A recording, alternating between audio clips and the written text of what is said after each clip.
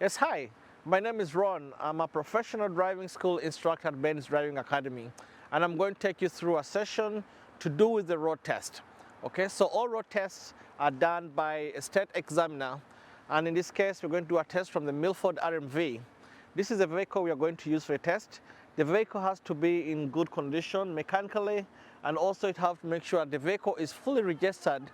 The vehicle must also be fully inspected, and every single light or instrument panel must be able to work perfectly as expected. Okay. In addition to that, the vehicle must have an extra brake, or what they call a parking brake or an emergency brake, that is fully accessible by the examiner. Okay. So I'll take you through a summary of what is expected of you when it comes to road test. Okay. First of all, you'll be expected to enter into the car and put on your seatbelt correctly, and then make sure you fix all your mirrors, fix everything that needs to be fixed, and feel as comfortable as possible before you start driving off. Okay? Now, before you drive off, the examiner is going to test the vehicle. They need to make sure that all the signals are working. They need to make sure all the lights are working. They'll check and make sure that the tires are in good condition. They'll check the vehicle and make sure that the windshield wipers are working, the reverse lights are working, and everything that's expected of it is in good condition.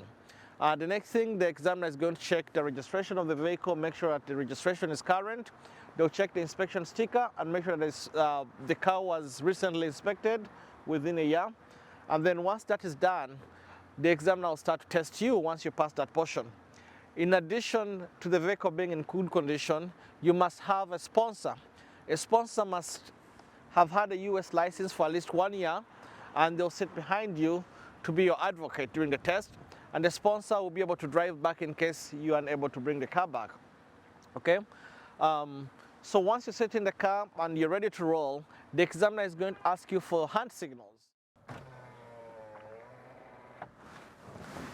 Left, right, stop or slow down. So you're expected to do your hand signals. If you fail your hand signals, the test is an immediate fail. You cannot proceed from there. Okay, so you'd have to step out, and then that would be the end of the test. Now, in addition to your hand signals, the examiner will ask you to start moving the vehicle. They want to see if you can operate the vehicle in a good way. All right? So once the examiner says that you are ready to move when it's safe to do so, you're going to do the 4 steps we talked about. 1, 2, 3, 4. Number 1 is the gear. You tell the car what you want the car to do. Number 2, you put the signal on to tell the people what you're going to do. Number 3, you look into that mirror. You check in the mirror. And number 4, you turn and check your blind spot. Once it's clear, you go right away. The examiner will be looking for certain things when it comes to driving. How are you making your turns? Are you putting your signals on to inform other people? When they ask you to pull over, are you doing the right thing?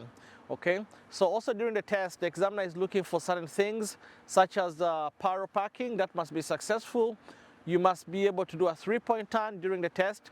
You must also be able to back up in a straight line for 50 feet. In addition to that, you must be able to secure a car on a hill, on an uphill or a downhill. Okay. Once that is done, the examiner is looking at your response towards pedestrians and other vehicles on the road, the other users of the road. How are you involving other people? How are you behaving on the road? And then the examiner will be looking at how you look, what are you doing when it comes to stop sign? Are you able to properly stop the vehicle?